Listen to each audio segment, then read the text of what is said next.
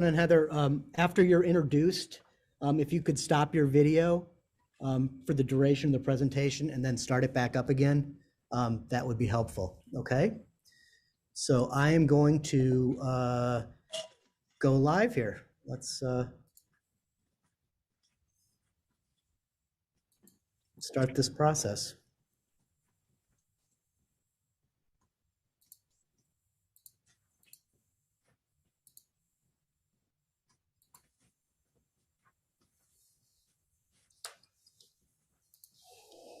Okay, why don't we go ahead and get started? Give me just a second. Okay, you just tell me when to start. Mm-hmm.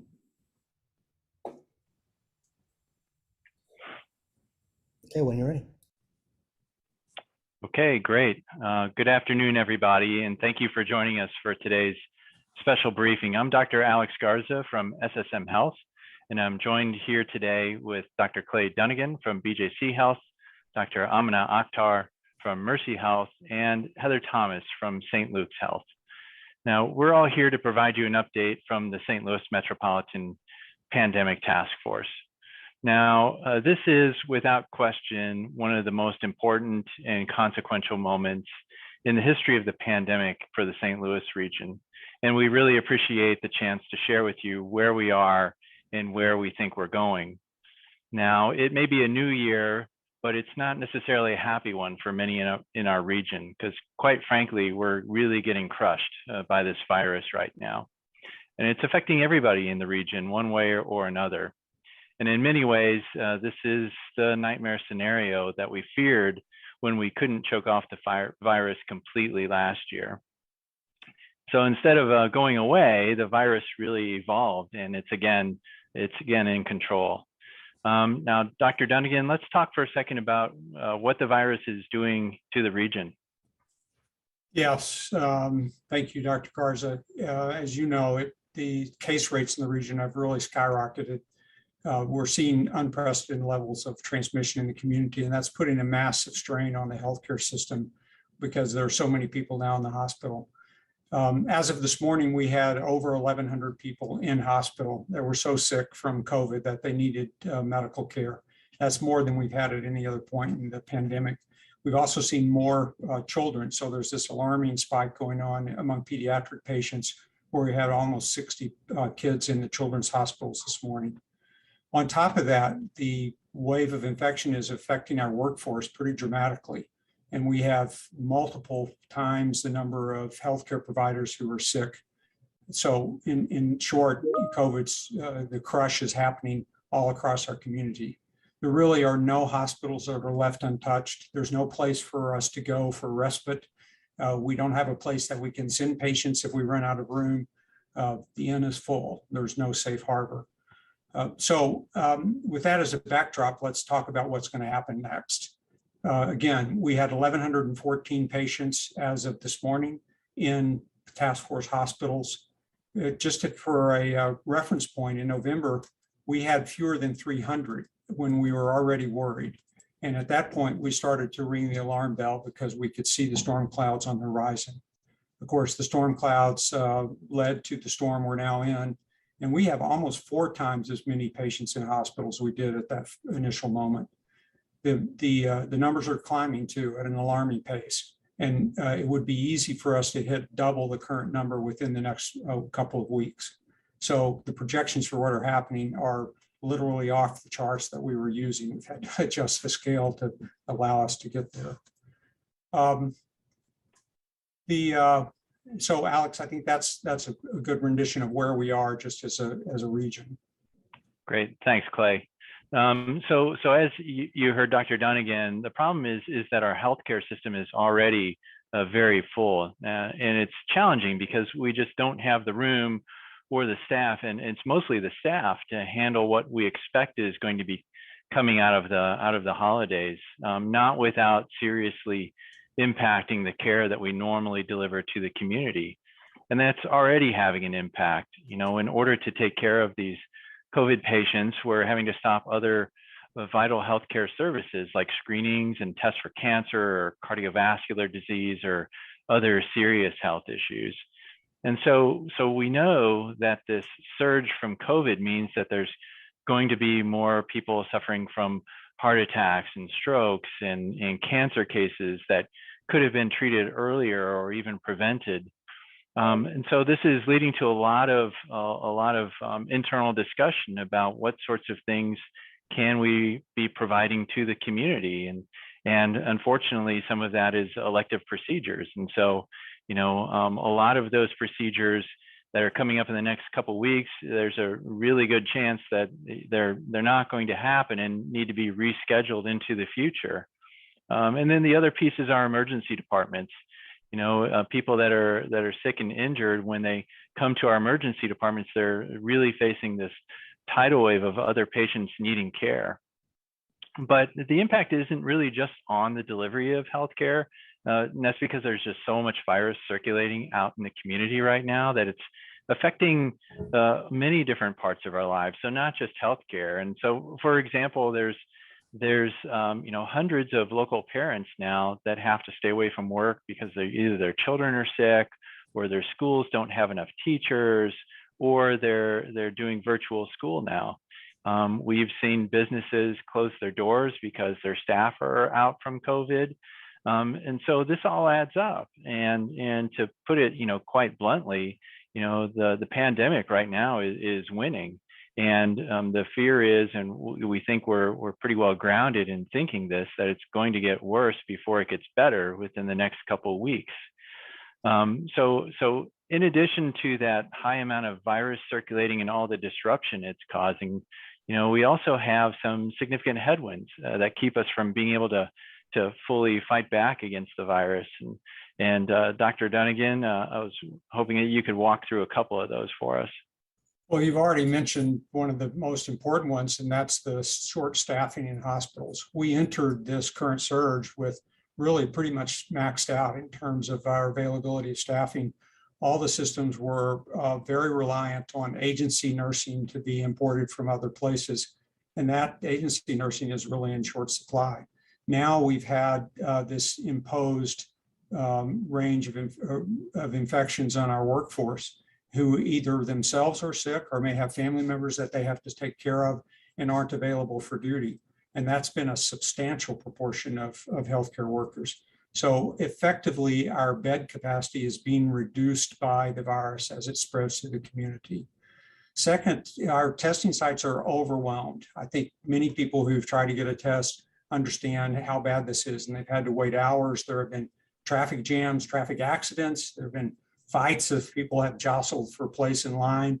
And I think it's some people are just not getting tested because of the rigors of it, which of course contributes to spreading, because if people don't know they're sick, then they may inadvertently spread it to others.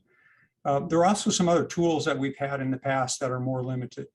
Monoclonal antibody therapies were helping us keep people out of the hospital, but the tools that we were using, the monoclonal antibodies that were available, really aren't effective against the Omicron variant that's now dominating the landscape.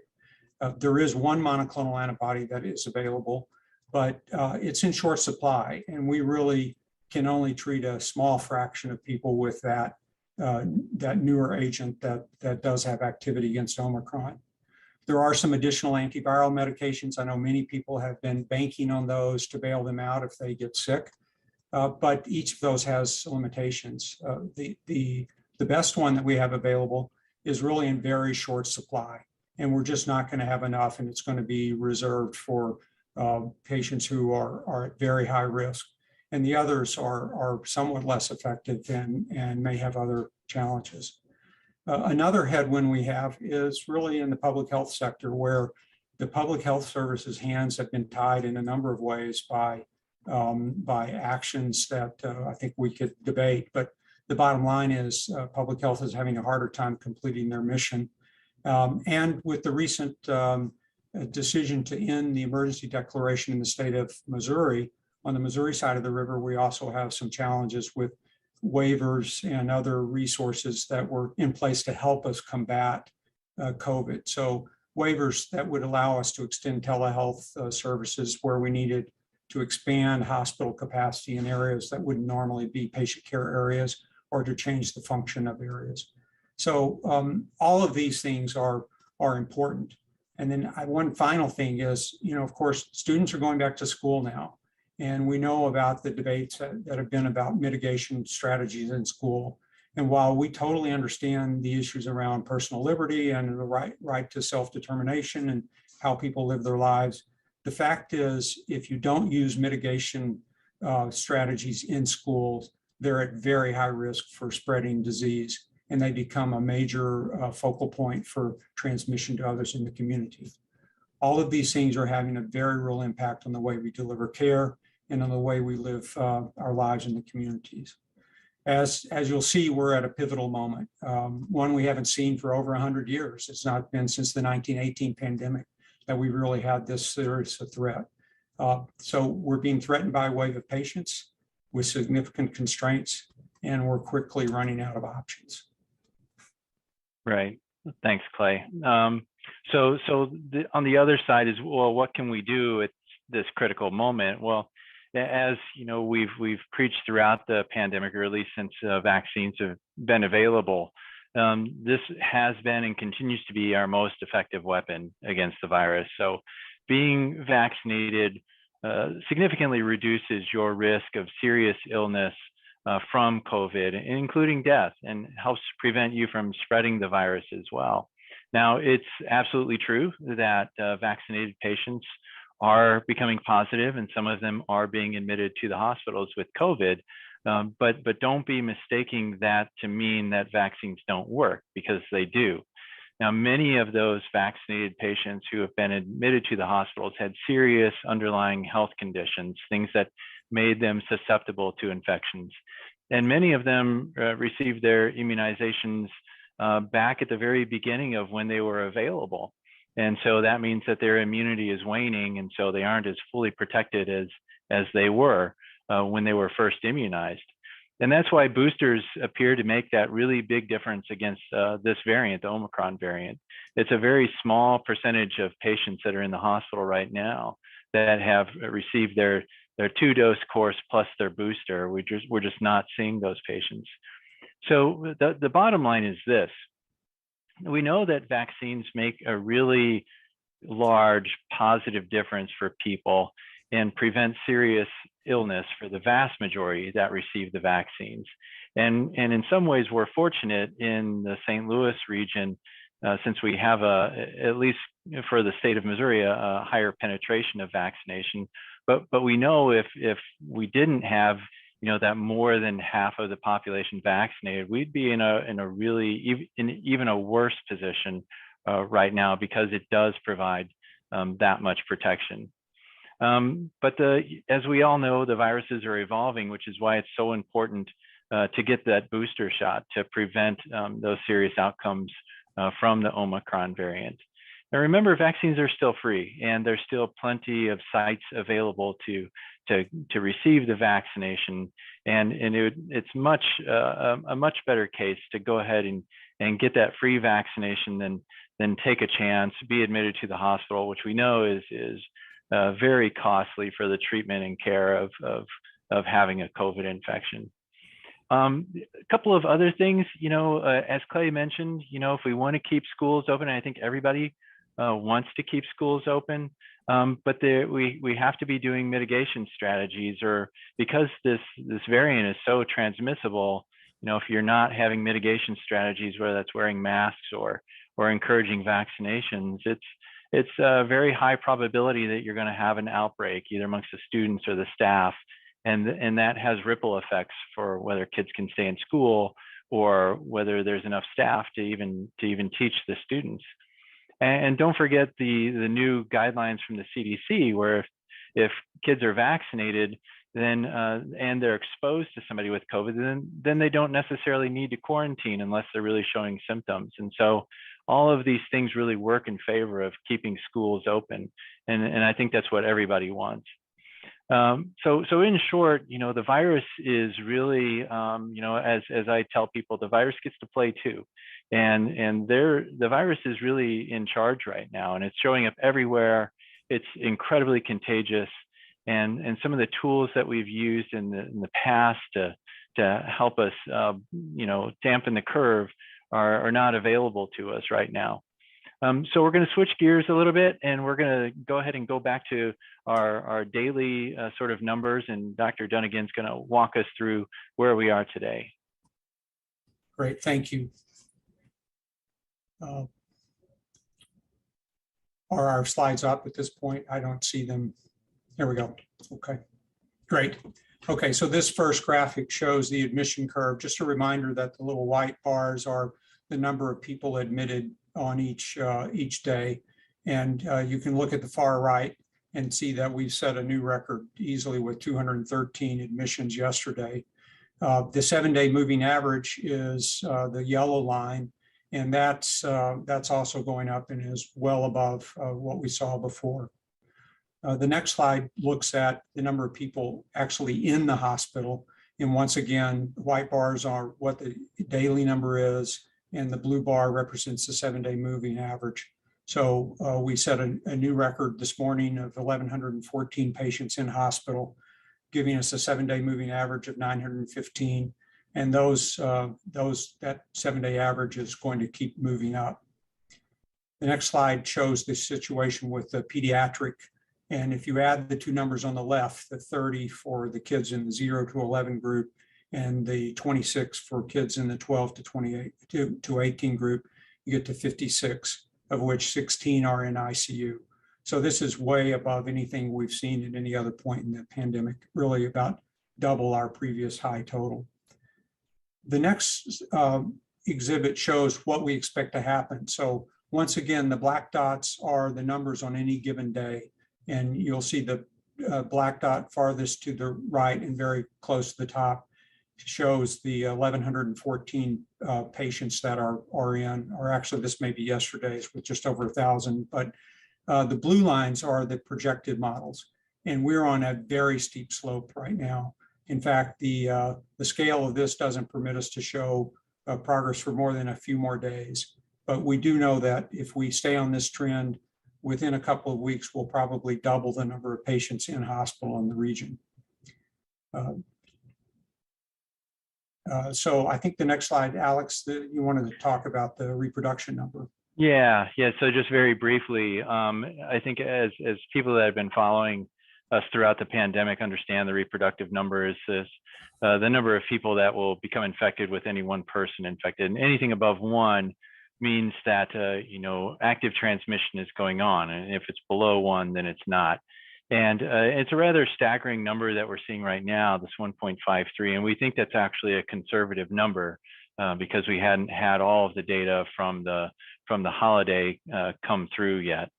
But be that as it may, this is a new record for our reproductive number as well. And the sobering thought is that we think we're low. We think once we get all of the data into the calculation, that this number is actually going to go higher. And the next slide. And then, of course, we want to give a status update on vaccination. So this is one of the concerning pieces as well, is that as a region, we're sitting at around 55% of the population is fully vaccinated. So this doesn't include the booster dose as well, which is even a much smaller percentage. But be that as it may, you can do the math, and you can then calculate how many people are vulnerable to the virus. So around 45% are not fully vaccinated, and so that's a lot of people when you consider the population size of the metropolitan area.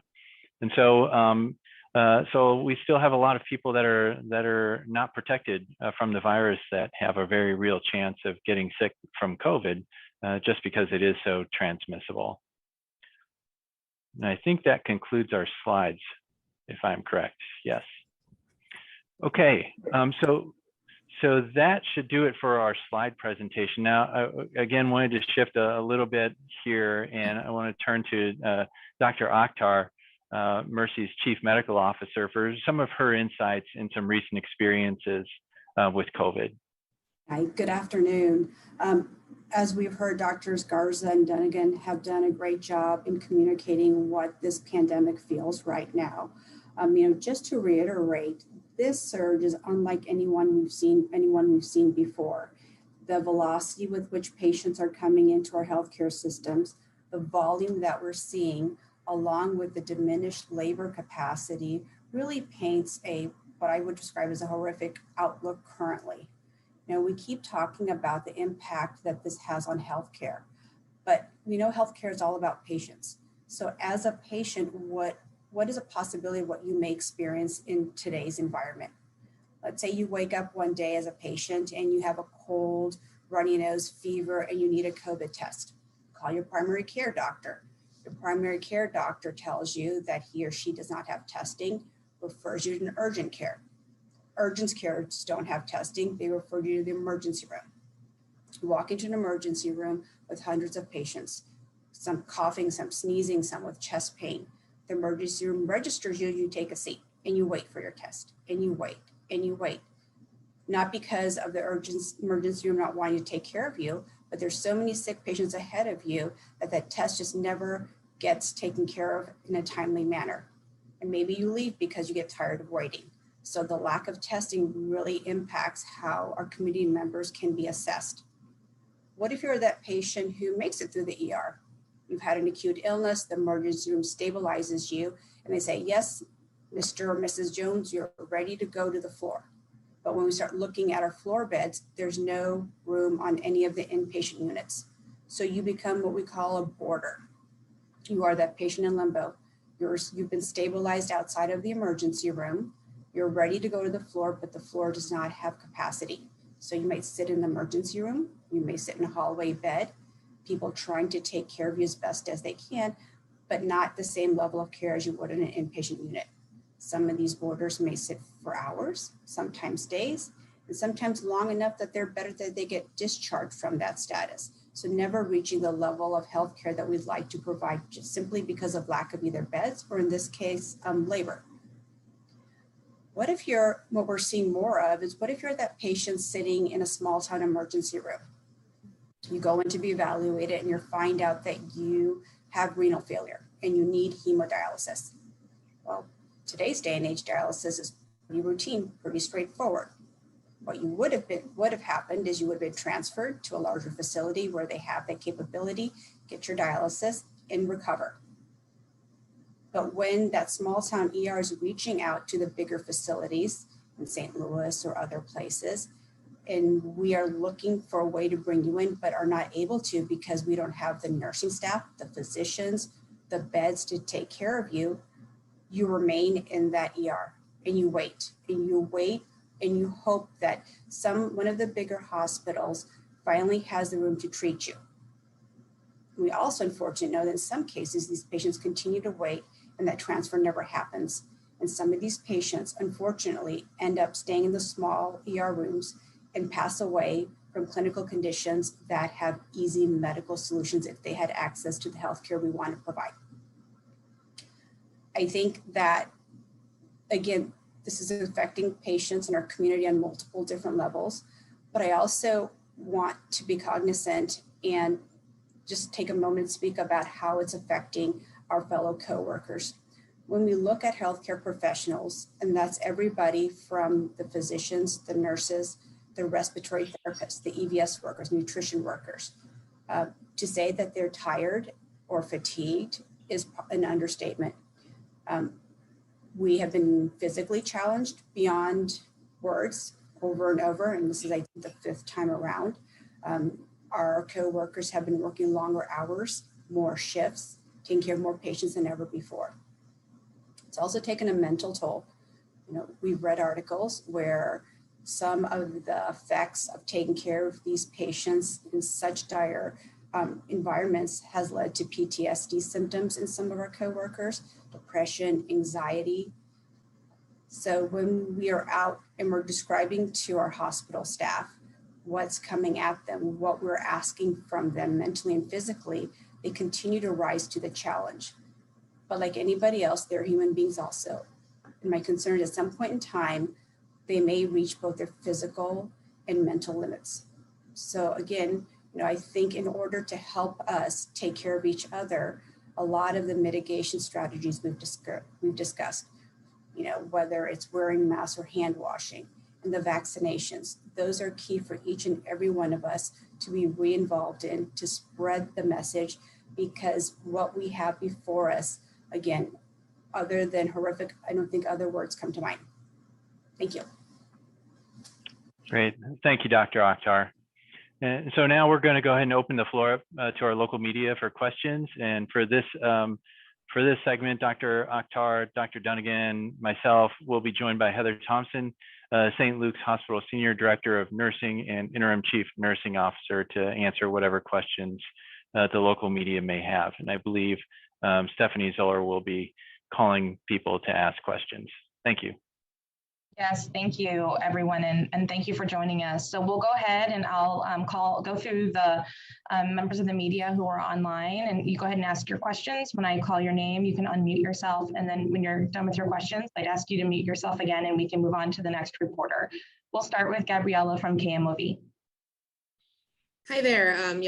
Gabriella Vidal with KMOV. I just had a question about, what contingencies or outlook as far as, having more access to hospital beds or even providing more staffing in the region are you looking at? Are you looking at potentially getting federal groups involved in providing more resources, or even facilities like the convention center or another place in order to offer more access to hospital resources as we're seeing the surge continue? Right. So I'll just offer a few comments, and then my partners can jump in. So I think it's very challenging right now. Staffing, I think, by and large, is our biggest challenge from what I'm hearing across our systems.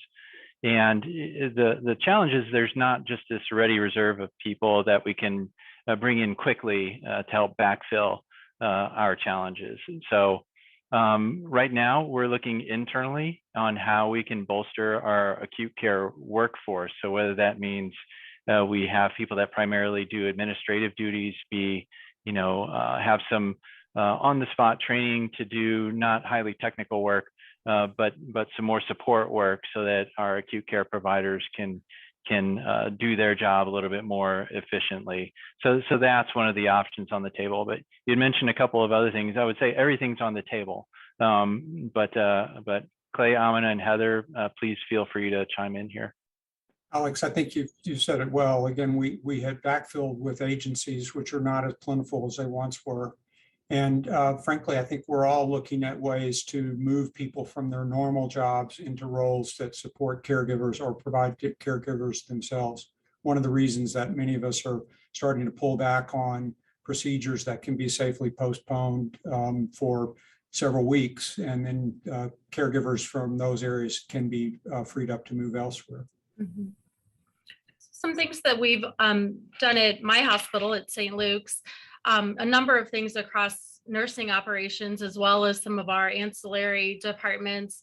We've put a number of premium programs in place to incentivize our staff to work extra shifts and longer hours. While that's not sustainable, it at least is some immediate reward for incentivizing that help that we need. To the point of agency staff, we have many requests out, but they just are not as plentiful. As much as our own staff are fatigued physically and mentally, the reality is that's across our whole country. So we're unable to find those contingencies that we were in the first and second surge that we've experienced. We have our leadership teams also staffing in all capacities across our networks of care, having redeploy staff who aren't typically frontline caregivers, finding tasks that need to happen for our patients, even things as simple as passing trays, as simple as, helping with linen services, EVS services, whatever we can do to support caregivers who have larger loads of patients than they typically would. Anything is helpful. Amina, anything to add? I think the strategy is the same. There is no rescue bus full of labor coming. So we're all having to look internally and understand how we can use the people who we have. And like we said, redeploy them in acute clinical situations. And it, again, is asking people to step out of their comfort zones, maybe learning how to swab, learning how to, we have people who are offering to clean rooms as our EBS coworkers are being overwhelmed. And so it really is using everything we have in our capabilities within our hospital systems to try to support the surge of patients that are coming at us. Right. And so I think the takeaway here is, we're trying to mobilize, or really we're cannibalizing our workforce to try and bolster the acute care side. But that gets back to what we had said before, then that means we're not doing something else, providing healthcare in another platform or in another area because we're so focused on COVID. With that being said, we're continue to have discussions with federal partners, with state partners about what sort of possible relief is available. Unfortunately, everybody's in the same boat as we are, and so there's not an endless supply of people that can just parachute in and help out. Everybody's in the same boat, and so in some ways we almost feel like we're sort of out here on an island, and we're trying to figure out how to keep afloat. Just to get through this latest surge. But thank you, that's a great question. Thank you, Gabby. Do you have any other questions for the panel? Yeah, and I don't know if they can speak to this, but since we've talked about, vaccination rates in the hospitals, and we're seeing a large number of hospitalizations among children, and those were kind of the more recent category of people to be able to get vaccinated. Do we know the numbers right now of those in the hospital, who's vaccinated versus not vaccinated in that respect? So I think you're asking what is the percentage of vaccinated versus unvaccinated that are admitted to our facilities? Is that correct? Yes, that's correct. Okay. Clay, you want to jump in? Sure. I think we've been running somewhere between 20 and 30% of cases are breakthrough cases, meaning that they've been vaccinated before with a primary series. Among those, a high proportion of vaccinees are people who are older, who have underlying medical conditions. So not that many people who are otherwise healthy and vaccinated in the hospital.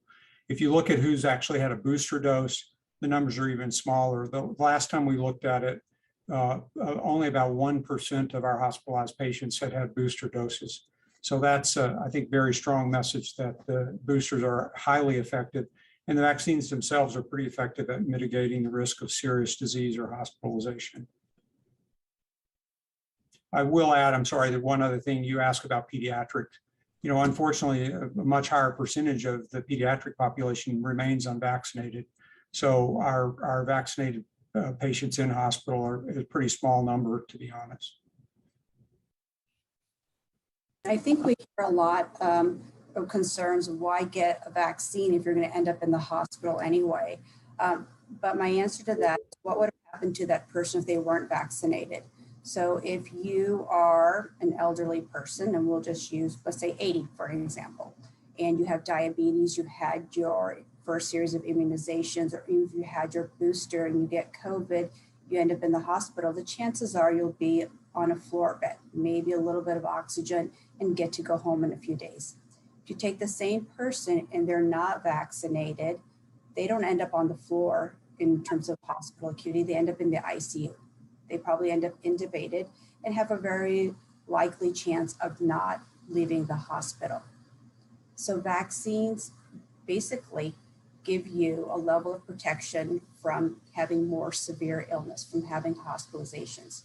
And so they are effective. Like Dr. Dunnigan said, the breakthrough cases that are happening that we're seeing in the hospital are because these patients have an additional risk factor. They're elderly, they're diabetic, they have an immune deficiency. So for the most part, if you are younger and you've been immunized and you are healthy, this vaccine will prevent you from ending up with a hospital admission. And that type of effectiveness is amazing with what this vaccine has shown it can do. Right. And sometimes I think we think about this the wrong way by looking at the percentage of people that are admitted to the hospital that were vaccinated. When you think about the number of people that have been vaccinated out in the community, the percentage that actually ends up in the hospital is really quite small. And then if you look at the unvaccinated and the percentage that do end up in the hospital, it's much larger. And so that just speaks to the magnitude of the effectiveness of the vaccine. Heather, did you have anything else you wanted to add there?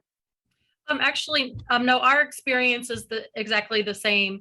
Our vaccinated population within our hospital is about that 25-30% as well. So same experience, severity of illness also less in the breakthrough cases. Great, thank you.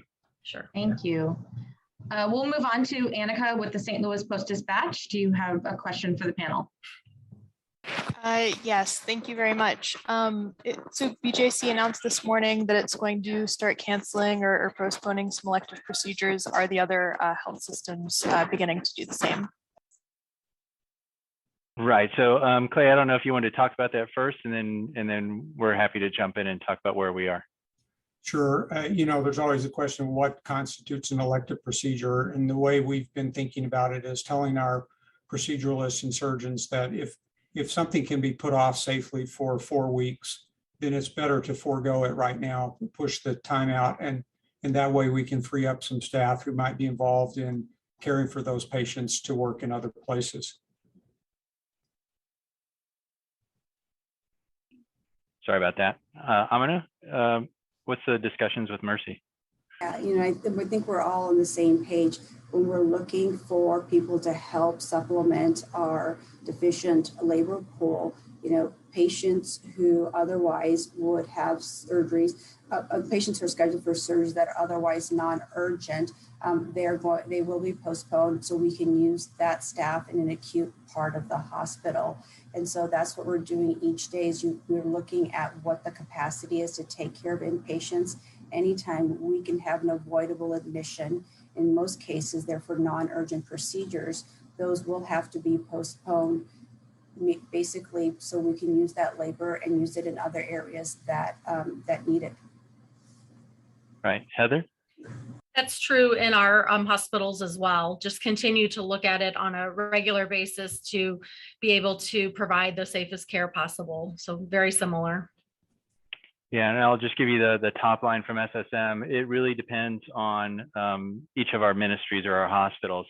So some of our hospitals are basically overrun with COVID, and with those, we've severely restricted the elective surgeries. Others have a little bit more capacity, and so they're continuing to do some of those cases. I think the bottom line, though, is in looking at the trajectory that we're on, I think we'll most likely be starting to reschedule those elective procedures into the future, just because we just won't have the staff to safely do all of those. So, BJC was first to come out with the blanket, but I think, we're probably not far behind. Okay, Annika, if you have other questions.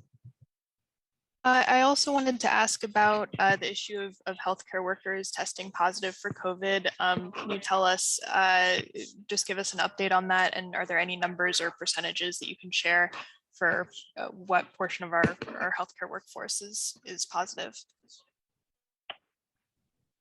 Sure. So the number changes on a daily basis.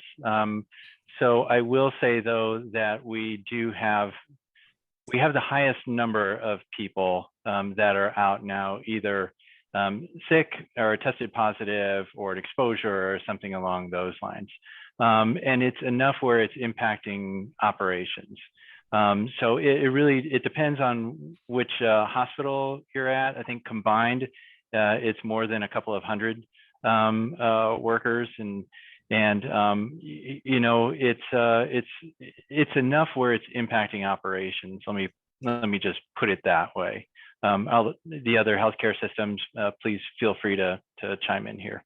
Sure, Alex. BJC has about 31,000 employees, and as of today, we had almost 1,000 people who were out with COVID-related, either were ill, were exposed and being tested for potential or caring for someone. So very substantial impact on the workforce. When we look at the number of call-ins because of illnesses, especially after the holiday season, I mean, it's at levels we've never seen before, sometimes 3-4 times what we used to have. And that really diminishes your capacity to take care of patients. And these are not just nurses. I mean, the pharmacist who's out, the nutrition worker who's out, the respiratory therapist. So it encompasses all aspects of the hospital. And it really leads to deficiencies in trying to take care of these patients. We have workers who mid-shift will say, I'm not feeling well and have to go home.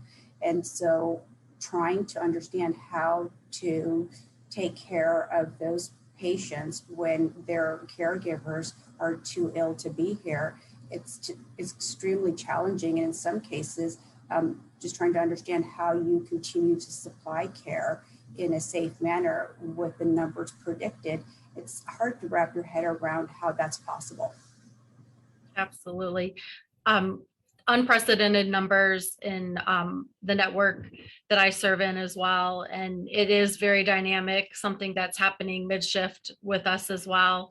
Someone who is seemingly well in the morning and in the afternoon not feeling well. And out of an abundance of caution, you want to send that person home, and testing is also a challenge. So it takes some time to turn around a test, due to capacity, due to volumes, all of those things. So it is definitely a challenge. All right, thank you.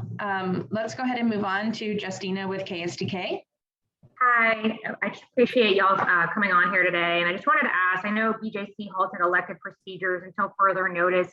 I know there's no confirmed date, but do you have an idea of possibly when it could come back? Would that be when cases go down? I know in the past it's been about 8 weeks since those resumed. So is that an estimation or just depending on when those numbers go down?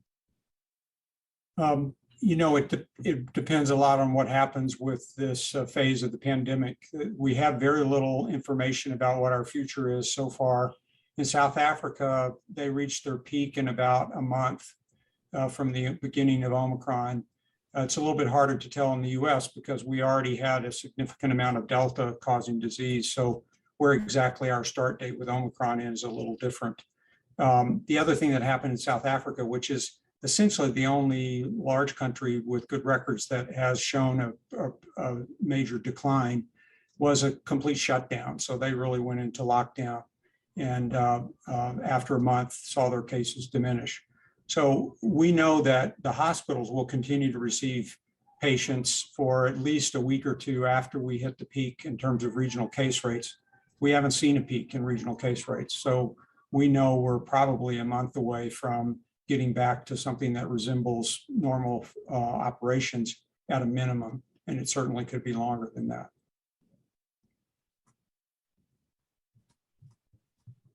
Thank you. Justina, do you have any other questions? No, that's all I had.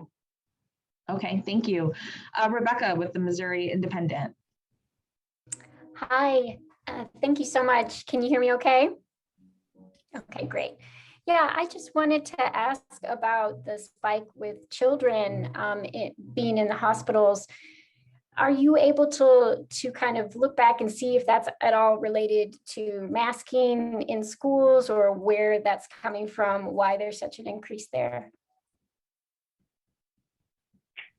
Clay, any thoughts? I mean, so I think that the general thought is these are, first of all, a lot of these children are susceptible to respiratory viruses. So there's that. We have a low vaccination uptake in those age rates as well. And then, the other point is that, we have a large number of patients regardless. And so if you think about it as, hey, how many, what is that percentage of kids to total throughout the pandemic? This is really follows along the same pattern. So it's a large number, but we have large numbers of adults too. And so you're going to see that increase in kids. But Clay, any thoughts from St. Louis Children's? I think I think you've said it right. Trying to pinpoint the source of infection is tough. It could be school acquired, or it could be associated with activities around school that are, people hanging out together or having extracurricular activities, or via the parents' network. So it's hard to really nail it down. We do know that schools that use strong mitigation strategies have been pretty effective at containing and limiting spread. There have been very few collateral cases in those circumstances, whereas schools that are not choosing that pathway are more susceptible to having large classroom outbreaks. But with 60 patients in pediatric hospitals, it'd be hard to draw a firm conclusion about, what's the riskiest spot. And I think Dr. Garza is right that many of them are susceptible otherwise, so they may be giving it in the community. Thank you. Rebecca, do you have any Just, questions? yeah, just to clarify, when you say mitigation strategies, I just want to make sure you're referring to masking specifically, that the schools that are requiring their students to mask are having an easier time or a stronger chance of isolating those infections. There are a host of mitigation strategies, but masking is certainly the most common, but it also has to do with how students are spaced in the classroom, how lunches are handled, what the strategy is when someone tests positive, how do they handle the remainder of the classroom. They're fairly well described now. The CDC has good guidance, and the public health departments have their specific guidance, which is pretty strongly advised. Okay, thank you so much. Thank you. I believe Dan Gray is on with KTVI.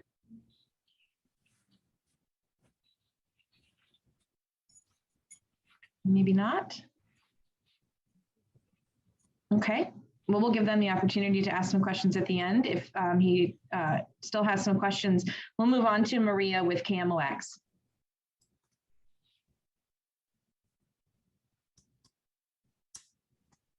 I am right here. Can you hear me? Hello. Yes. Okay, great. Hi, Dr. Dunnigan, Dr. Garza. I'm sorry if this question was asked. I lost my connection at home. With regards to testing and quarantine, the fact that the CDC has revised the guidance now, when someone is exposed, what is the correct time frame that you should wait before you're tested? And what about quarantining? Okay, Clay? So, the guidance has been changing. I think to start with the obvious one, which is if you get it, how long do you have to stay down? And that's been a controversial subject. CDC has said 5 days. I think there are individuals in the infectious disease community who feel like that's a little short, and that if you're going to do it that short, you should be tested. But of course, testing is in short supply. Some places have extended that.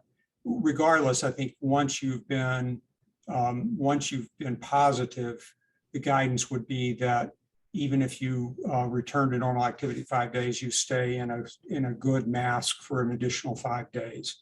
So that part is fairly straightforward. It really feels like 10 days is sort of a safe window in terms of time that you need to be in a mask and protecting people from infection. For asymptomatic contacts, it's a little bit different. The advice is if you are vaccinated and somewhat protected, that if you're exposed, that you really can continue your normal activities, but are advised to keep a mask on when you're out of your home and engaging with other people. You can test after 3 to 5 days just to try to firm up, but I think the guidance is still that you have to be cautious for a good week to 10 days after an exposure before you can really say safely that you're off the hook.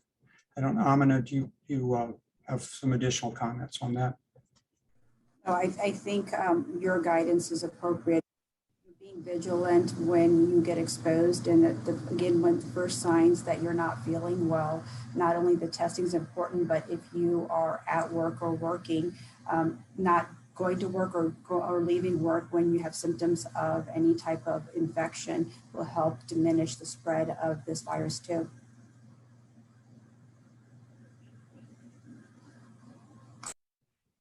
Thank you. Maria, do you have any other questions for the panel? I do, Stephanie. Thank you. Thank you. You had mentioned before about the staffing, that you have to bring staffing in from other areas. I think it's something that's not talked about very frequently. If you're bringing people in and you're having to bring them in, particularly nurses, into intensive care units, and they're not trained in that area, how much of a risk is that for themselves and for the patients too? Yeah, no, that's thanks for that question. So I think we need to be a little bit clear. So we're not creating ICU nurses, on the turn of a dime here. So it's mostly bringing in either people that aren't clinically trained to come and do more support roles. So whether that's things like delivering dietary trays or cleaning rooms or running linens, things like that, patient transport. So things that you would not need a clinical degree to do. If it's people that do have clinical degrees, it's mostly helping with those ICU teams. So not necessarily being the primary caregiver in the ICU team, but certainly somebody that can help with some of the other nursing tasks, some of the more routine nursing tasks that they're comfortable with. But Heather, your thoughts? Sure. Yeah, that's a great question. And there are many skills that a nurse performs that are considered generalist skills, such as drawing blood. There are some assessment skills that are general head to toe assessment skills that, regardless of the level of care, would be very similar.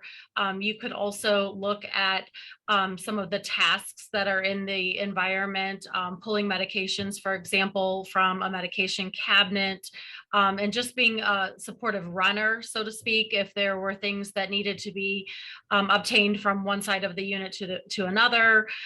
Stocking supplies might be another task. So there are many things that happen within the course of a nurse's day that could be done by someone who is licensed or unlicensed, depending on the task. So having that extra set of hands, if you will, sometimes it's even being a charge nurse, and that's the person making decisions along the way in terms of staffing or bed placement or things like that. So I don't think anyone would put a nurse in a position to care for a patient that he or she wasn't trained to care for, but knowing that there are many, many other tasks that could be accomplished would be absolutely appropriate.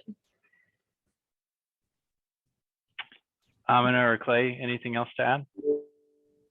That's well said. I think that's exactly what I would say. Thank you. All right, thank you. All right, I do have a question from KTVI that I'll go ahead and read to the panel for an answer.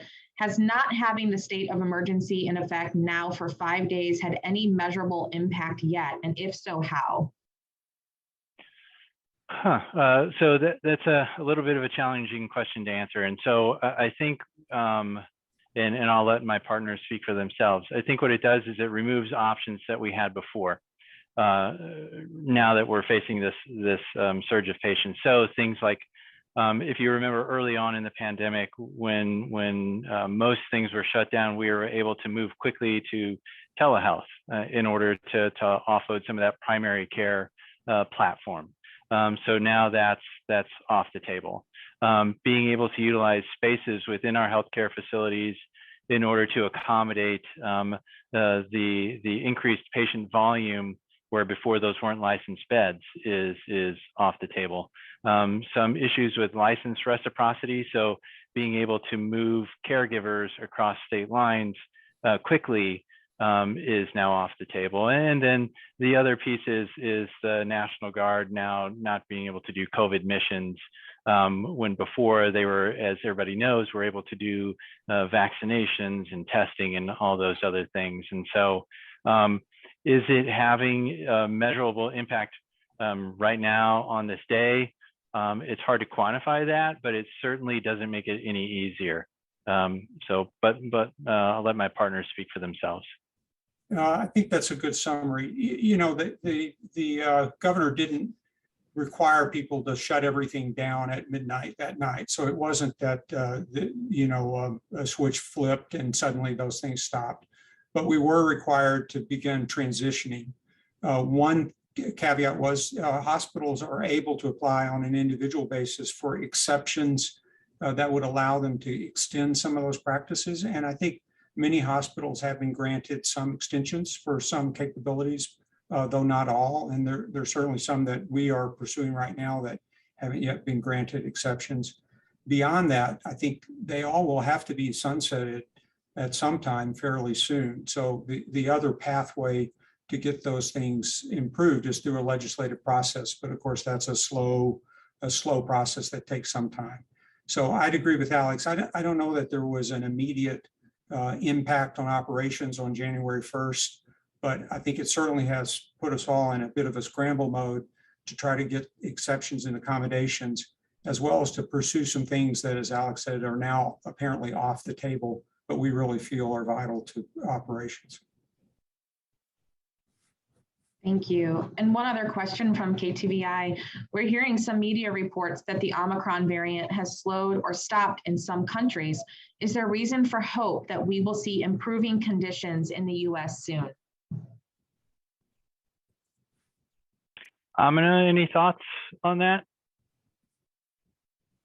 You know, what we can best do is look at where Omicron has been prior to reaching us here. So in South Africa, and the UK is a couple of weeks ahead of us.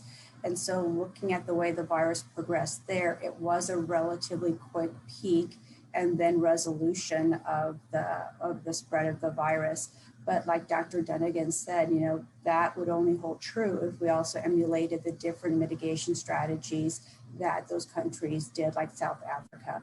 And so it's very dynamic what this virus is doing and how it's spreading. So it's hard to quantify exactly where we're going, except for up is probably, I think, the best summary. But we do know the more, what we do today may not have a effect on where we're going to peak in terms of, if we limit where we're going without masking, if we do better at distancing, but it definitely helps diminish the effect that it will have in the upcoming weeks. And so, without having definitive numbers, knowing where we're going, it should be a relatively shorter state compared to our previous ones. But the difficulty is with the way that it's come here in terms of the velocity and the number of patients. That's enough time to have pretty dire consequences on healthcare. Yeah, well said, Amina. And so, if you think about this, anything that you're doing to not mitigate spread means it's going to continue, because the virus is just going to look for another host to replicate. That's just virology and physics. That's all it is. And so it's difficult to take much solace in saying, well, it'll peak and then it'll end, when there's so much, there's so many people getting sick and so many patients coming to the hospital. Or as I've told a couple of people now, a wildfire can go through very fast, but it still leaves a wake of destruction, from where it came through. And so it's not exactly comforting seeing some of the drop off in cases, because we know what builds up to that peak. And don't forget, it's not that people turn around and get better in a day. There are long-standing problems with COVID. So even if those cases do drop off, that doesn't mean that there isn't significant morbidity behind that. So there's people with long COVID syndromes or people that have other significant health needs that are still going to be stressing the healthcare system, that are still going to be, contributing to all of the ill effects from the pandemic. So I would just caution people, don't get fixated too much on that drop off in cases, because there's going to be a long tail to this. We're going to be dealing with this for quite some time going into the future, whether the cases are sky high or not. Clay, Heather, anything to add? I think you guys have summarized it well. I think even with a short fall off, a so-called quick peak, and we're not yet at the peak, and that long tail is going to push us at least some weeks out. So a short hit is going to feel like a long time. Absolutely. And we are still, all of us across the country, still caring for people who had positive tests in November of 20, for example. So we do know it's a long haul beyond surges.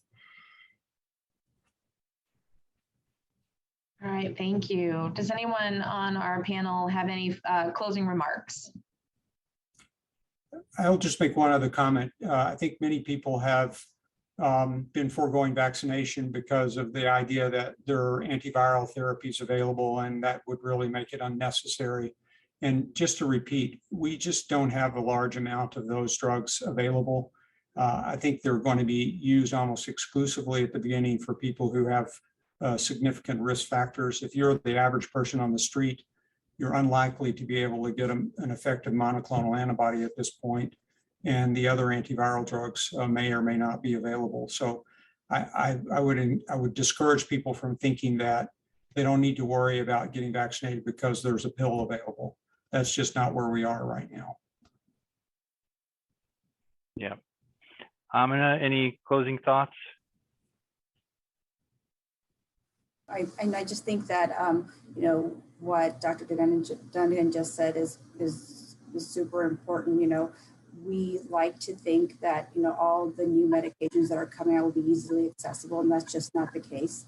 And still, you know, we're back to the basics. We know what helps prevent spread.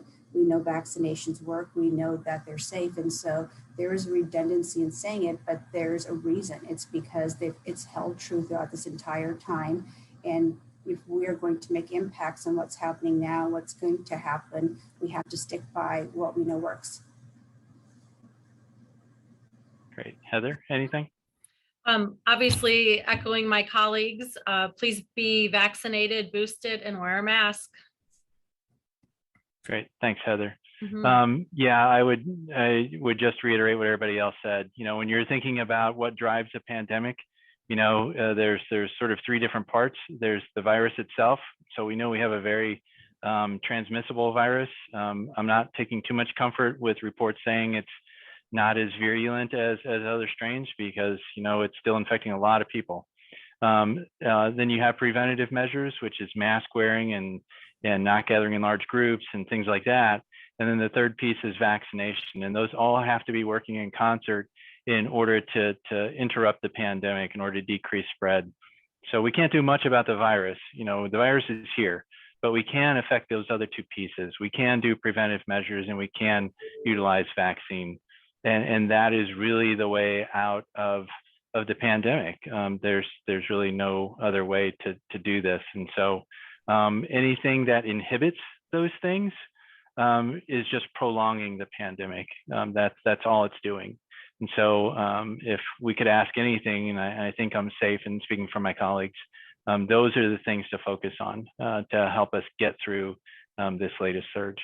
So I want to thank, first of all of my partners in health here. We seem like we're really calm, cool, and collected people, which we are.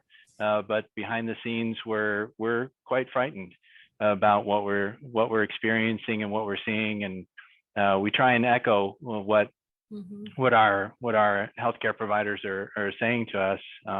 We don't want to be seen, you know, as fear mongering or panicked, but clearly we're in uncharted waters right now when it comes to the volume of patients and just the stress on the healthcare system. And so don't let this cool demeanor fool you. Behind the scenes, we're panicked, and so we need the entire community to be helping us out so that we can take care of everybody in the community. So thank you all for being on this press conference. I want to thank the folks in the media too for asking really great questions and for helping get information out to the public. And I think with that, we're going to go ahead and draw this to a close. So thank you, everybody, again.